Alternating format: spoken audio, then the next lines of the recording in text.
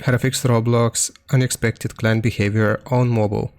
So this usually happens because of Roblox anti-cheat system. So I'm gonna show you two fixes that you can do. Just exit out of Roblox here, go into your phone settings. Now go all the way back here.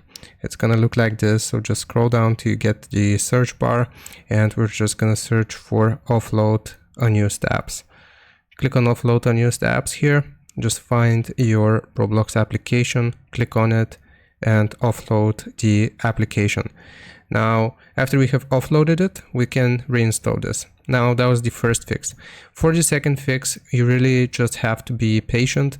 So, like I said, this is going to be Roblox anti-cheat system. So, it can take from 45 minutes till an hour.